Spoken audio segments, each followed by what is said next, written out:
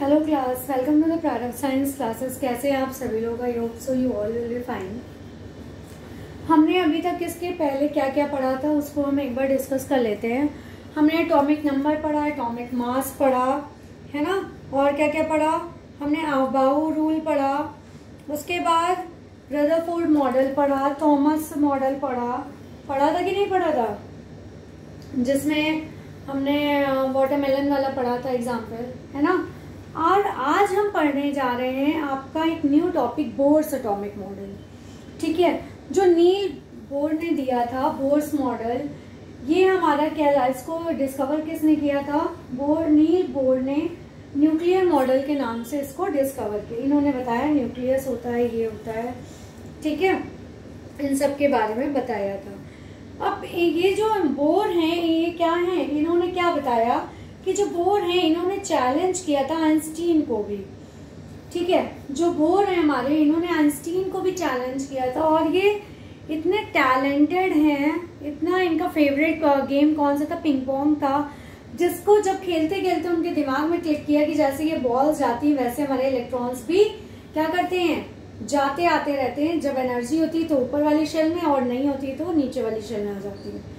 तो ये उनको खेलते खेलते याद आया, दिमाग में आया, जिससे इन्होंने क्या किया कि जो रदरफोर्ड ने मॉडल दिया था उसको इन्होंने कहा कि वो कहीं ना कहीं जो उनके फेल्यूर्स थे उस पर इन्होंने काम किया और अपनी क्या दी, डिस्कवरी दी। ठीक है, तो इनके कुछ पोस्टुलेट्स हैं जिनको हम पढ़ लेते हैं। सबसे पहले इन्होंने ये बताया कि एज्यूम क्या किया था, मैं ये रफली बता देती हूँ, कि जो एटम्स होते हैं वो एक सर्कुलर ऑर्बिट में घूमते रहते हैं। जैसे सन है हमारा, सन के चारों तरफ अर्थ क्या होती है, रोटेट होती रहती है ना। तो वैसे ही जो एटम्स हैं हमारे, atoms electron rotate around the nucleus in circular orbit. मतलब एक सर्कुलर ऑर्बिट है हमारा, ये मान लीजिए इलेक्ट्रॉन्स हैं और ये हमारा न्यूक्लियस है। ठीक है, तो ये इसके चारों तरफ क्या होते रहेंगे, रोटेट होते रहेंगे। ठीक है, एक सर्कुलर ऑर्बिट में ये क्या होते रहेंगे, रोटेट होते रहेंगे, इनको रोक नहीं सकते।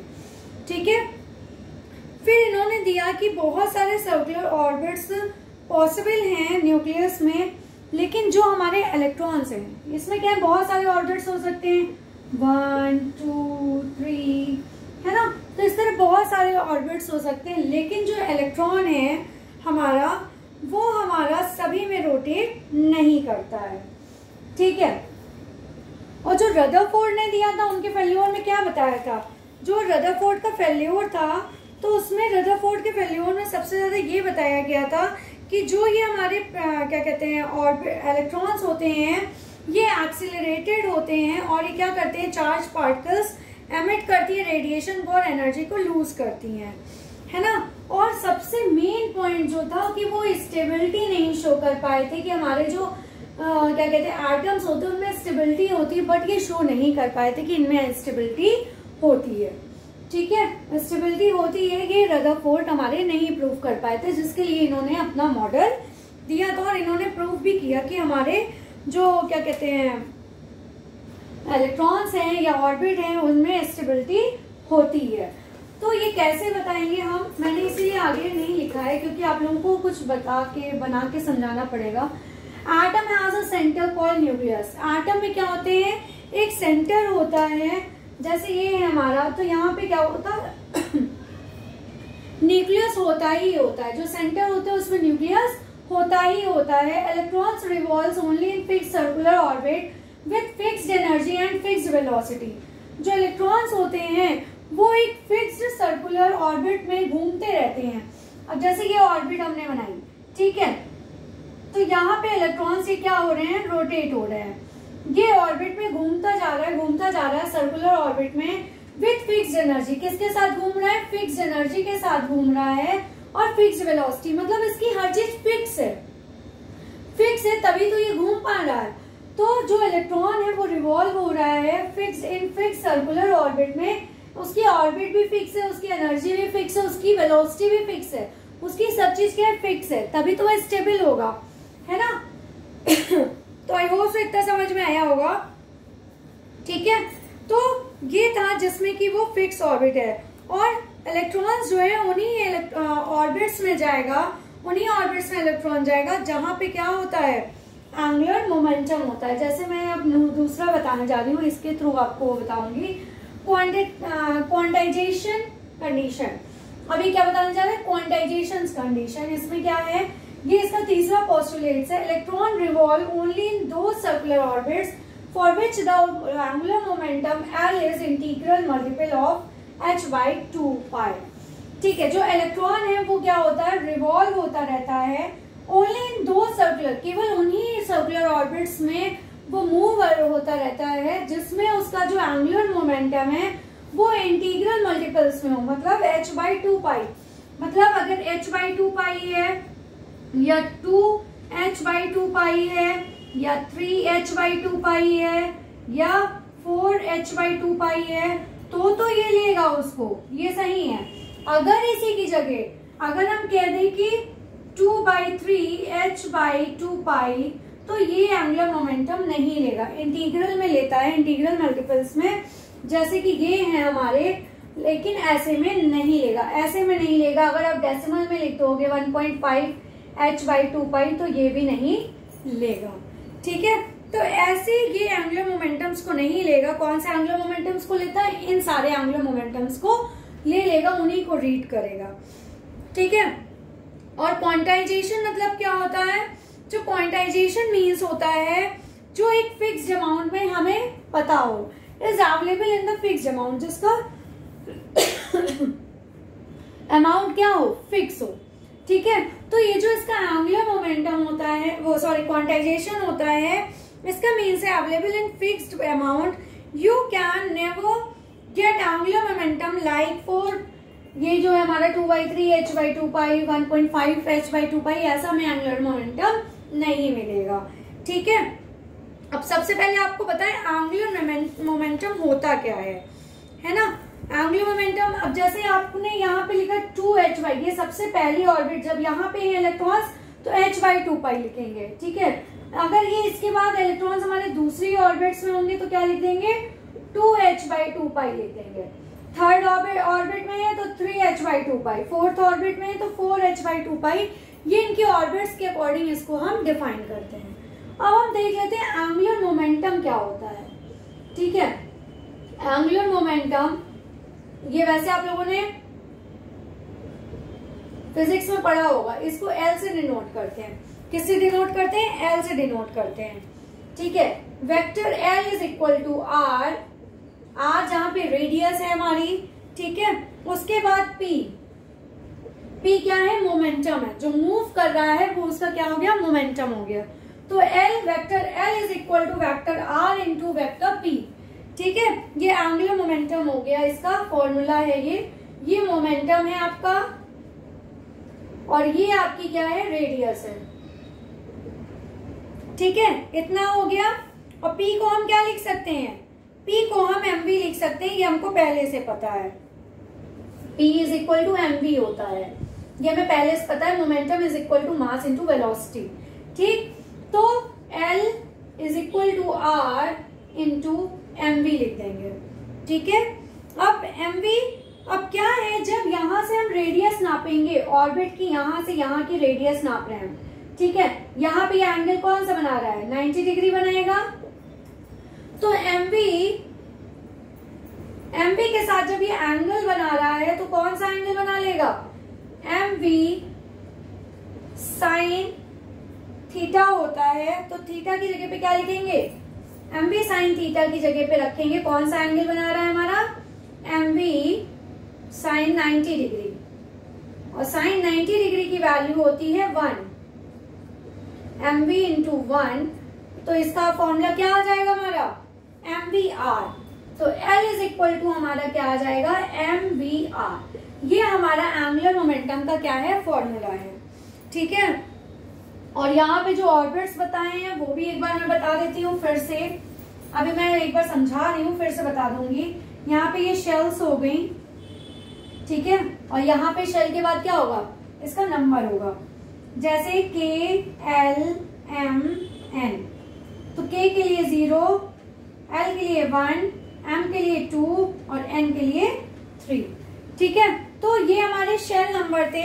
और ये क्या दिए थे हमारे, जो ये दिए हैं, ये क्या दिए हुए हमारे, दिए हुए हैं, ये क्या दिए हैं, n दिए हुए हैं, नंबर्स दिए हैं, नंबर ऑफ द ऑर्बिट। ठीक है, तो इससे हम पता चल जाएगा कि हमारा जो इलेक्ट्रॉन है वो कौन सी ऑर्बिट में है।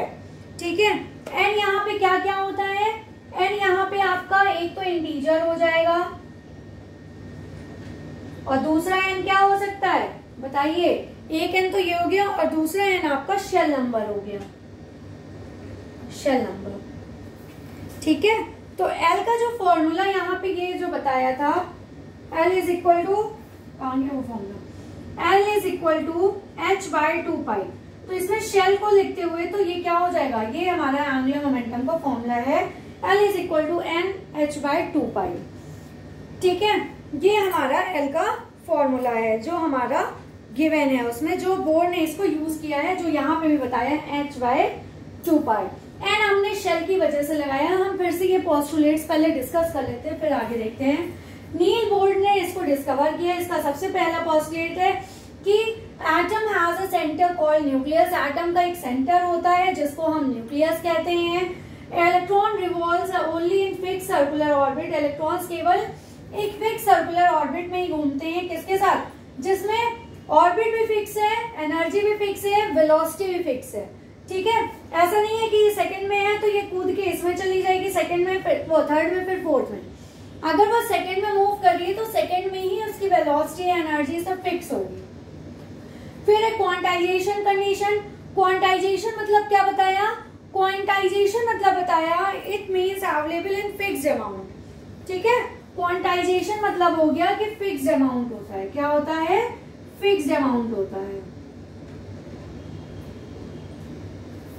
Electron revolve only in those circular orbits for which the angular momentum is integral multiple of h/2π। इनका जो तीसरा पोस्टुलेट था उसमें कह रहा है इलेक्ट्रॉन जो है रिवॉल्व करता है एक सर्कुलर ऑर्बिट में, किसके लिए, for which the angular momentum, जिसमें एंगुलर मोमेंटम एक क्या होता है, इंटीग्रल मल्टीपल होता है, किसका, h/2π का इंटीग्रल मल्टीपल होता है। इसलिए यहाँ पे L is equal to n/2π, sorry n h/2π इसने फॉर्मूला यूज कर लिया एंगुलर मोमेंटम का। अब एंगुलर मोमेंटम क्या बताया, जो हमारा ये है इसका angular momentum L is equal to r भी होता है। आर इसकी रेडियस हो गई कि कितनी न्यूक्लियस से कितनी डिस्टेंस में हमारा इलेक्ट्रॉन रोटेट हो रहा है। ठीक है, उसके बीच की डिस्टेंस वो रेडियस हो गई और यहाँ कौन सा एंगल बना रहा है, ये इसका साइन थीटा हो गया, तभी ये क्या हो गया, mvr इसका एंगुलर मोमेंटम निकल गया। ठीक है, जब यहाँ पे जैसे ये ऑर्बिट्स में इलेक्ट्रॉन घूम रहे हैं, ये इलेक्ट्रॉन है, इलेक्ट्रॉन घूम रहे हैं यहाँ पे, तो ये इसकी क्या हो गई, वेलोसिटी हो गई। ठीक है, अब न्यूक्लियस से और इसके बीच की डिस्टेंस क्या हो गई, ये रेडियस हो गई। अब यहाँ से यहाँ पे कितने का एंगल बना रहा है, वेलोसिटी के साथ, वेलोसिटी नीचे है तो इसके साथ यहाँ वेलोसिटी से चलते हो कितने का एंगल बनाएगा, ये क्या होगा, 90 डिग्री हो, राइट एंगल बनाएगा। ठीक है, तो ये था हमारा एंगुलर मोमेंटम। ये तीन पोस्टुलेट्स थे इसके। आई होप सो इतना समझ में आ गया होगा आप लोगों को। ठीक है, अब इसके दो फॉर्मूले, हमारा एक फॉर्मूला क्या बन गया, अब यहाँ पे हम फॉर्मूले लिख लेते हैं। आई होप सो इतना समझ में आ गया होगा आप लोगों को। मैंने 2 बार इसीलिए बता दिया, कहीं डाउट हो तो आप कमेंट बॉक्स में पूछ सकते हैं। ठीक है, ये बहुत इंपॉर्टेंट है, इसको बहुत ध्यान से देखिएगा। इसका डेरिवेशन भी है, वैसे डेरिवेशन नहीं आता है लेकिन मैं फिर भी बता दूंगी, क्योंकि ये क्या होता है, ये ऑर्बिट्स में घूमते तो हैं लेकिन इसकी हर चीज क्या होती है, फिक्स होती है। ठीक है, क्या होती है, फिक्स होती है। तो अब जो हमने पढ़ा है, सबसे पहला इसका Bohr quantization, Bohr's quantization condition is equal to, इसका क्या बनेगा, mvr।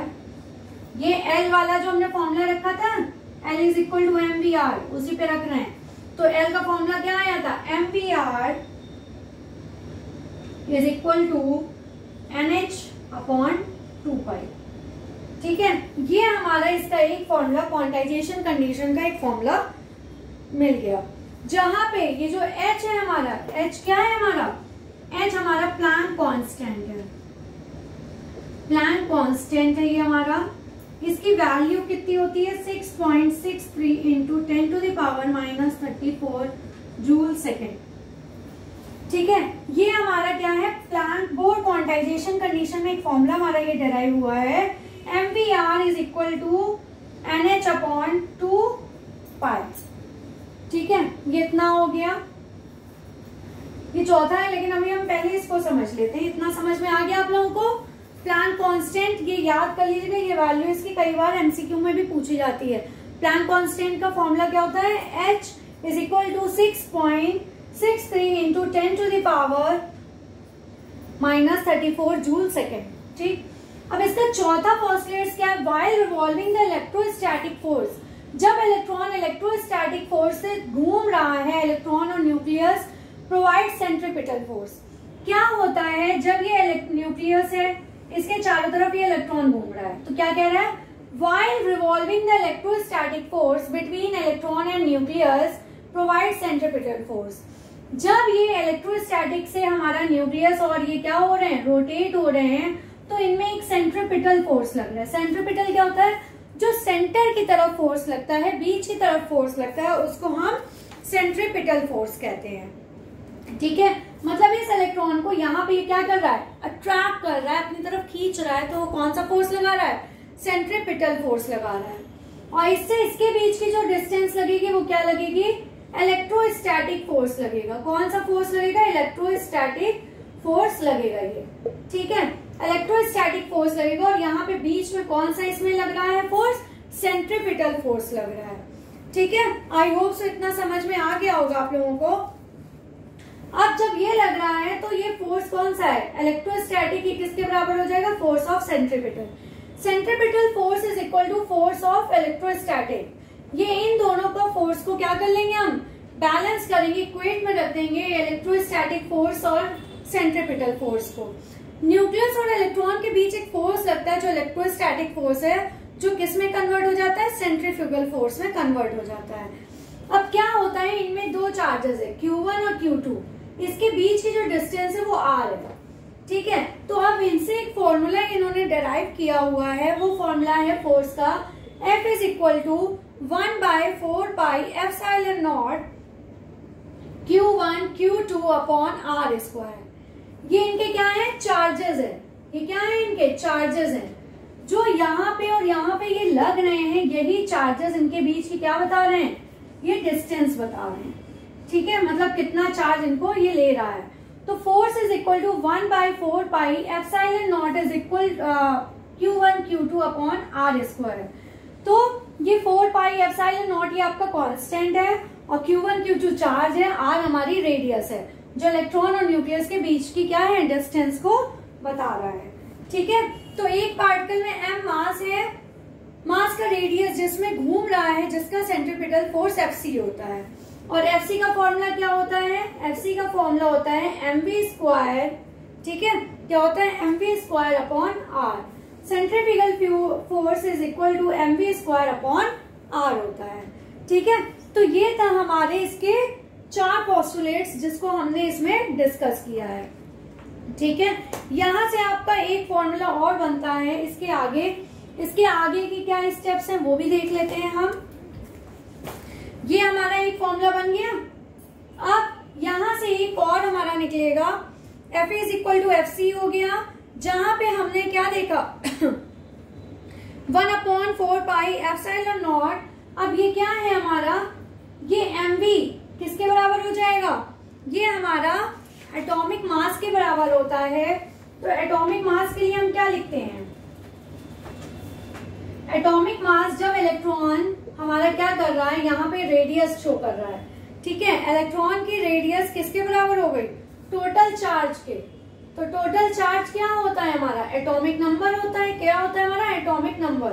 एटॉमिक नंबर को हम Z लिखते हैं, और ये किसका है, इलेक्ट्रॉन का है, इसलिए इसको हम क्या लिख सकते हैं, Ze लिख सकते हैं। क्या लिख सकते हैं, Ze।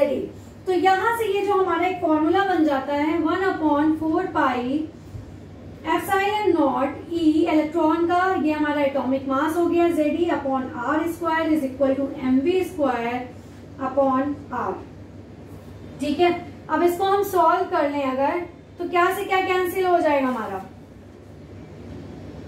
यहाँ पे हम क्या लिख लेंगे 1/4 पाई एप्सिलॉन नॉट ये हमारा जेड स्क्वायर हो जाएगा, एक इलेक्ट्रॉन ये एक इलेक्ट्रॉन ये, z square upon r square is equal to mv square upon are.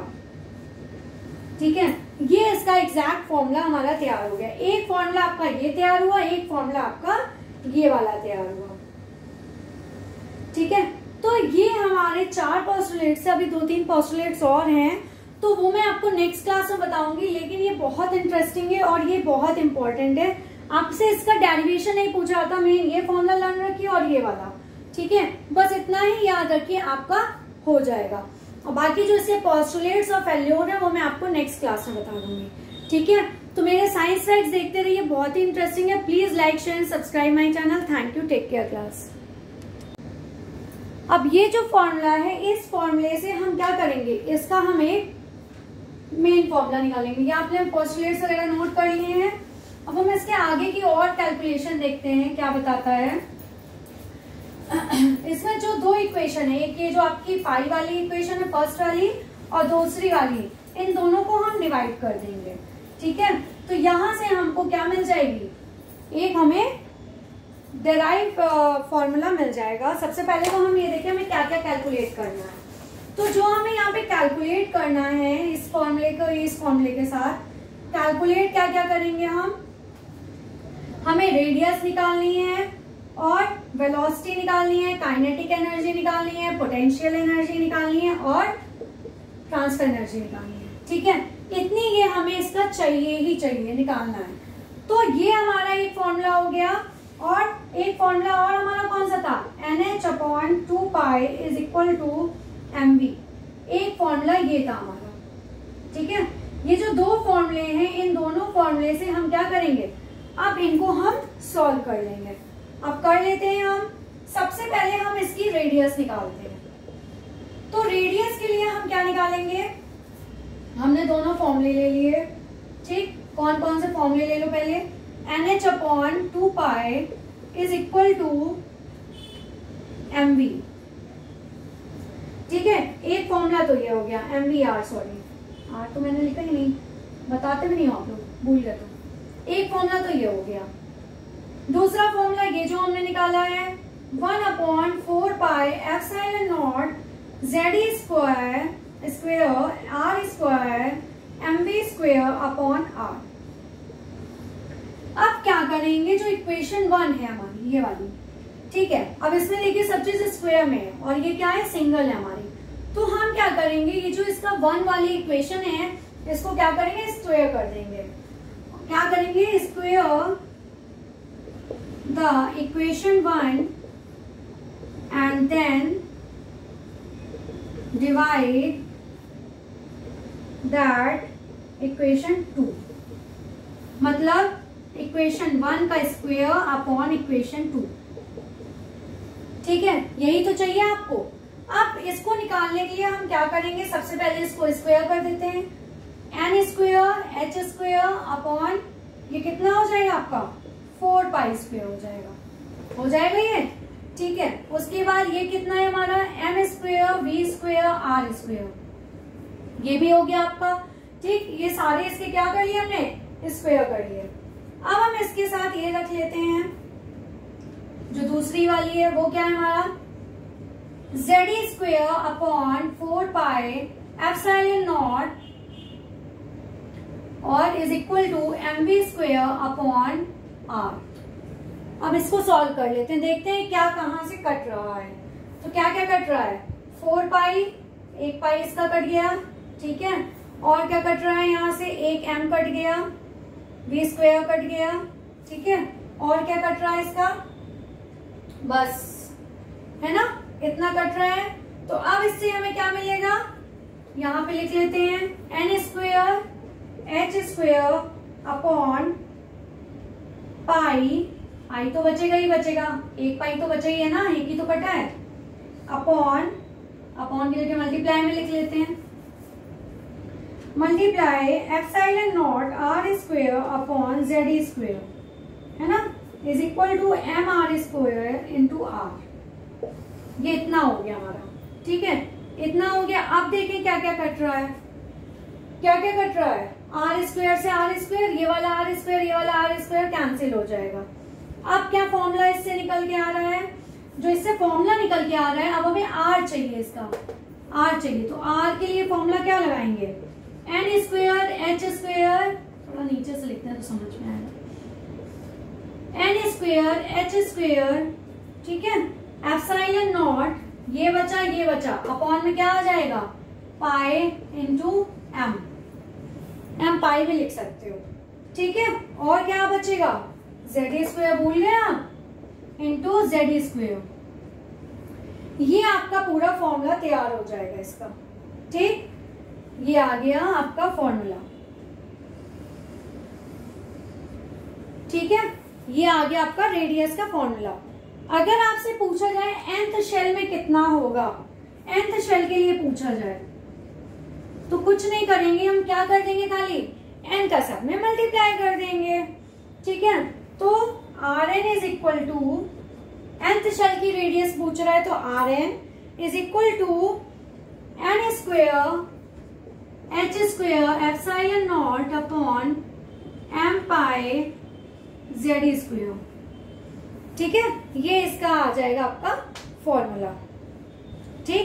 अब इसमें क्या है, जो आपने ये रखा हुआ है, इसकी वैल्यू भी पुट कर सकते हैं, और वैल्यू रखने के बाद इसकी क्या आएगी पता है, 0.53, कितना आ जाएगा इसका, इसकी आ जाएगी 0.53 into n square upon z, ठीक है। तो ये इसकी वैल्यू निकल आएगी बाद में, अगर आप वैल्यू से चाहें तो, ठीक। इतना ही है कि वैसे डेरिवेशन नहीं पूछते, मेन आपको ये वैल्यू याद होनी चाहिए, ठीक है। तो आज के लिए बस इतना ही, और इसके जो बचे हुए पोस्टुलेट्स और फेल्योर्स हैं वो हम नेक्स्ट क्लास में डिस्कस करेंगे, ठीक है। Please like share subscribe my channel, मेरा साइंस फैक्ट्स जरूर देखिए, बहुत ही इंटरेस्टिंग है। Thank you, take care class.